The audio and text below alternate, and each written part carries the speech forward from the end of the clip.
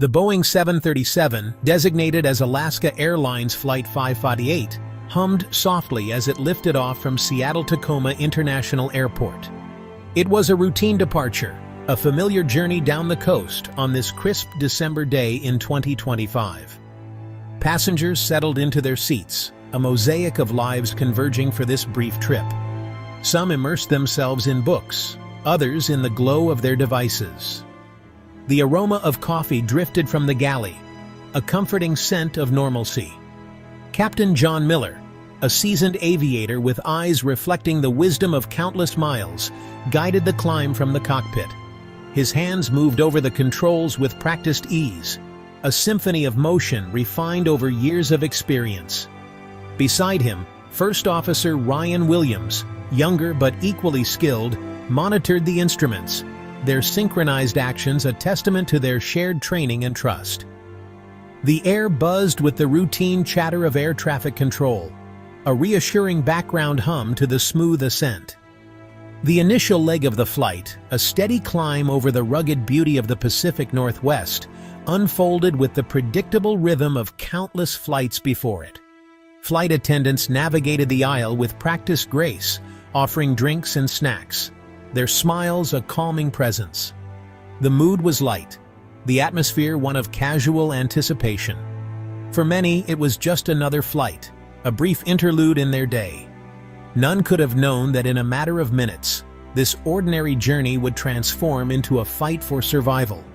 As the plane ascended, passengers gazed out of the windows, marveling at the clear blue skies and the sprawling landscape below. The Pacific Northwest, with its rugged terrain and dense forests, stretched out like a vast green carpet. The sun cast a golden hue over the scene, creating a picturesque view that seemed almost surreal. Inside the cabin, the hum of the engines provided a soothing backdrop to the quiet conversations and occasional laughter that punctuated the air. Among the passengers was a young couple, Sarah and Michael, on their way to San Francisco for a much-needed vacation.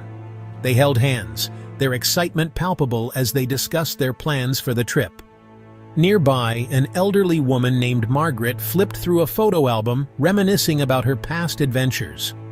Across the aisle, a businessman typed furiously on his laptop, trying to finish a report before the plane landed. The flight attendants moved gracefully through the cabin, their movements synchronized like a well-rehearsed dance. They served coffee and tea, the rich aroma mingling with the scent of freshly baked pastries. The passengers gratefully accepted the refreshments, their spirits lifted by the small comforts of the flight. The atmosphere was one of camaraderie, a shared experience that brought strangers together, if only for a few hours. In the cockpit, Captain Miller and First Officer Williams maintained their vigilant watch over the instruments. They exchanged brief, professional conversations, their focus unwavering. The sky ahead was clear, the weather conditions ideal for flying. Yet both men knew that the unexpected could happen at any moment. Their training had prepared them for any eventuality, and they were ready to respond to any challenge that might arise. As the plane continued its ascent, the passengers settled into their routines. Some dozed off, lulled to sleep by the gentle vibrations of the aircraft. Others continued to read or watch movies, their attention absorbed by the stories unfolding on their screens. The flight attendants made their rounds, ensuring that everyone was comfortable and attended to. The flight seemed to be progressing smoothly, a testament to the skill and professionalism of the crew. Captain Miller glanced at the altimeter, noting their current altitude. He adjusted the controls slightly, ensuring that the plane maintained its steady climb. He took a moment to appreciate the view outside the cockpit window, the endless expanse of blue sky and the distant horizon. It was moments like these that reminded him why he loved flying. The sense of freedom, the thrill of soaring above the earth, and the responsibility of safely guiding his passengers to their destination. First Officer Williams checked the flight plan, confirming their route and estimated arrival time. He glanced at Captain Miller, a silent acknowledgement of their shared responsibility. They were a team, each relying on the other's expertise and judgment. The trust between them was unspoken but deeply felt, a bond forged through countless hours of flying together. The flight continued smoothly, the plane now cruising at its designated altitude. The passengers relaxed, their initial excitement giving way to a sense of calm. The flight attendants began preparing for the next round of service, their movements efficient and practiced. The cabin was filled with a sense of tranquility, a brief respite from the hustle and bustle of daily life. Suddenly, a slight turbulence jolted the plane, causing a ripple of unease among the passengers. Captain Miller and First Officer Williams immediately sprang into action, their training kicking in.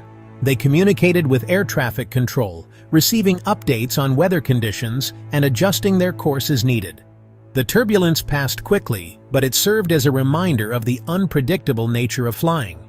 The passengers resumed their activities, the brief moment of tension forgotten. The flight attendants continued their service, their smiles reassuring. The plane continued its journey, the destination drawing ever closer. For now, the skies were clear, and the flight was smooth. But in the back of everyone's mind was the knowledge that things could change in an instant. The journey was far from over, and the true test of their resilience was yet to come. The air buzzed with the routine chatter of air traffic control, a reassuring background hum to the smooth ascent. The initial leg of the flight, a steady climb over the rugged beauty of the Pacific Northwest, unfolded with the predictable rhythm of countless flights before it. Flight attendants navigated the aisle with practiced grace, offering drinks and snacks, their smiles a calming presence. The mood was light, the atmosphere one of casual anticipation. For many, it was just another flight, a brief interlude in their day. None could have known that in a matter of minutes, this ordinary journey would transform into a fight for survival. The initial leg of the flight, a steady climb over the rugged beauty of the Pacific Northwest, unfolded with the predictable rhythm of countless flights before it. Flight attendants navigated the aisle with practiced grace, offering drinks and snacks, their smiles a calming presence. The mood was light, the atmosphere one of casual anticipation. For many, it was just another flight, a brief interlude in their day. None could have known that in a matter of minutes, this ordinary journey would transform into a fight for survival. The initial leg of the flight, a steady climb over the rugged beauty of the Pacific Northwest, unfolded with the predictable rhythm of countless flights before it. Flight attendants navigated the aisle with practiced grace, offering drinks and snacks, their smiles a calming presence. The mood was light, the atmosphere one of casual anticipation. For many, it was just another flight, a brief interlude in their day. None could have known that in a matter of minutes, this ordinary journey would transform into a fight for survival. The initial leg of the flight, a steady climb over the rugged beauty of the Pacific Northwest, unfolded with the predictable rhythm of countless flights before it. Flight attendants navigated the aisle with practiced grace, offering drinks and snacks, their smiles a calming presence. The mood was light, the atmosphere one of casual anticipation. For many, it was just another flight, a brief interlude in their day. None could have known that in a matter of minutes, this ordinary journey would transform into a fight for survival. The initial leg of the flight, a steady climb over the rugged beauty of the Pacific Northwest, unfolded with the predictable rhythm of countless flights before it. Flight attendants navigated the aisle with practiced grace, offering drinks and snacks, their smiles a calming presence. The mood was light, the atmosphere one of casual anticipation. For many, it was just another flight, a brief interlude in their day. None could have known that in a matter of minutes, this ordinary journey would transform into a fight for survival. The initial leg of the flight, a steady climb over the rugged beauty of the Pacific Northwest, unfolded with the predictable rhythm of countless flights before it. Flight attendants navigated the aisle with practiced grace, offering drinks and snacks, their smiles a calming presence. The mood was light, the atmosphere one of casual anticipation. For many, it was just another flight, a brief interlude in their day. None could have known that in a matter of minutes, this ordinary journey would transform into a fight for survival. The initial leg of the flight, a steady climb over the rugged beauty of the Pacific Northwest, unfolded with the predictable rhythm of countless flights before it. Flight attendants navigated the aisle with practiced grace, offering drinks and snacks, their smiles a calming presence. The mood was light, the atmosphere one of casual anticipation. For many, it was just another flight, a brief interlude in their day. None could have known that in a matter of minutes, this ordinary journey would transform into a fight for survival. The initial leg of the flight, a steady climb over the rugged beauty of the Pacific Northwest, unfolded with the predictable rhythm of countless flights before it. Flight attendants navigated the aisle with practiced grace, offering drinks and snacks, their smiles a calming presence. The mood was light, the atmosphere one of casual anticipation. For many, it was just another flight, a brief interlude in their day. None could have known that in a matter of minutes, this ordinary journey would transform into a fight for survival. As Flight 548 journeyed southward, a subtle shift began, a change almost imperceptible to the untrained eye. A low-frequency vibration, a tremor that coursed through the fuselage, started to disrupt the quiet hum of the engines. Initially, it was easy to ignore, a mere whisper against the constant drone of flight. But like a persistent itch, it grew, demanding attention.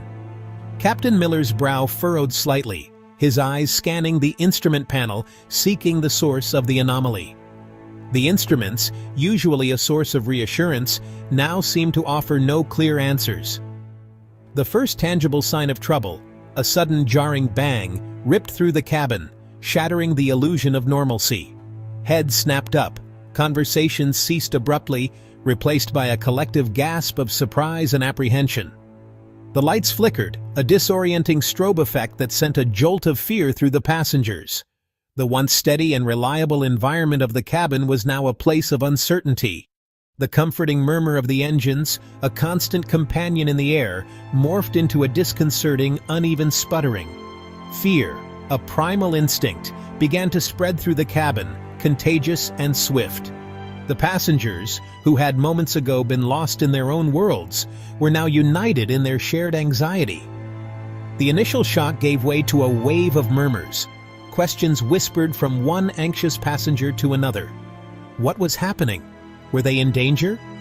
The uncertainty was palpable, a heavy weight pressing down on everyone. The reassuring smiles of the flight attendants, now strained but resolute, did little to quell the rising tide of panic. Their attempts to maintain calm were valiant, but the fear in their eyes betrayed their own concerns. The once mundane journey had taken on a sinister edge, the thin veneer of civilization peeling away as the reality of their precarious situation sank in.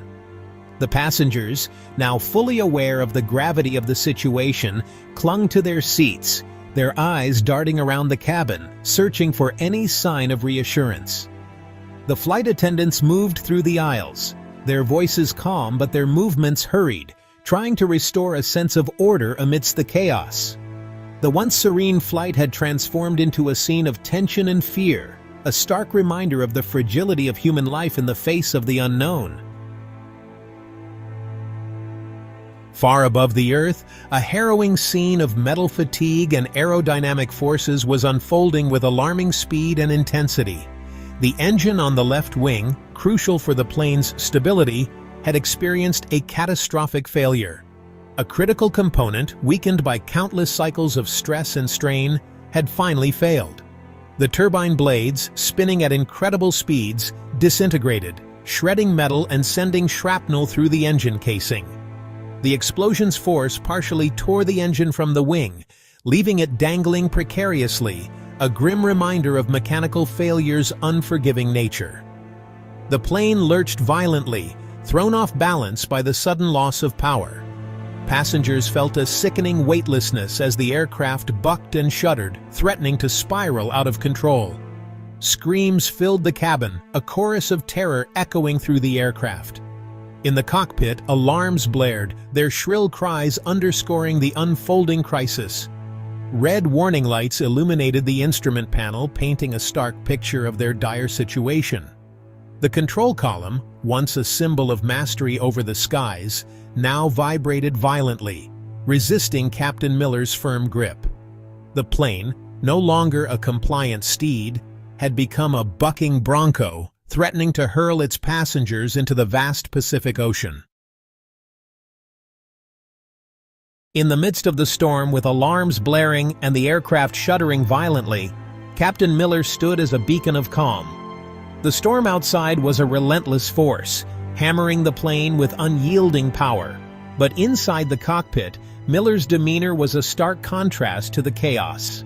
His eyes, sharp and focused, scanned the instruments with practiced ease, his mind working through countless possibilities and solutions. Years of rigorous training and countless hours in simulators had prepared him for this moment. Every drill, every emergency scenario he had practiced now played out in real time. The muscle memory from those endless hours in the simulator guided his actions, each movement deliberate and measured. This training had not only prepared him for this moment, but had also instilled in him a deep-seated confidence and an unshakable belief in his abilities. When he spoke, his voice was steady and devoid of panic, a beacon of authority in the chaos. "This is Captain Miller," he announced, his tone unwavering. "We are experiencing severe turbulence and multiple system failures." His calmness spread through the cockpit and beyond, providing a lifeline for the crew and passengers alike. "Mayday, Mayday, Mayday," he calmly declared to air traffic control, his words conveying the gravity of the situation without a hint of hysteria. Each word was clear and precise, cutting through the static and noise. The gravity of the situation was unmistakable, yet his tone remained composed, a testament to his training and experience. His hands moved with practiced precision, instinct taking over as he fought to regain control of the crippled aircraft. The controls responded to his touch, each adjustment a calculated effort to stabilize the plane. His fingers danced over the buttons and levers, each movement a testament to his skill and expertise. He knew that every second counted, that their survival hinged on his ability to maintain his composure, to assess the situation quickly and decisively. The weight of responsibility was immense, but he bore it with a quiet strength. His mind raced through the options, evaluating each one with the speed and accuracy of a seasoned professional. The engine failure, the damage to the wing, the loss of altitude. Each challenge was met with a calculated response, a testament to his years of experience and the unwavering resolve that defined him. He was not just reacting, he was anticipating, staying one step ahead of the crisis. His decisions were swift and sure, each one a step toward safety. Beside him, First Officer Williams mirrored his captain's composure, his eyes darting between the instruments and the control panel, relaying vital information, acknowledging commands with crisp efficiency. Williams's presence was a steadying force, his actions a perfect complement to Miller's.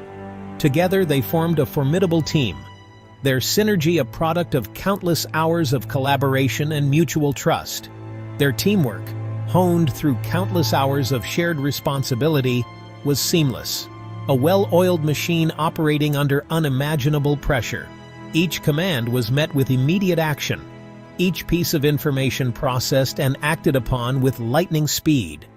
Their communication was flawless, a silent understanding passing between them. In the face of disaster, they were a study in controlled competence, their actions a testament to the rigorous training and unwavering professionalism that defined the best of their profession. The storm raged on, but inside the cockpit there was a sense of order, a calm amidst the chaos. Their resolve was unbreakable, their focus unyielding, as they worked tirelessly to bring the aircraft to safety. The passengers, unaware of the full extent of the danger, could sense the professionalism and dedication of the crew, a silent reassurance that they were in capable hands.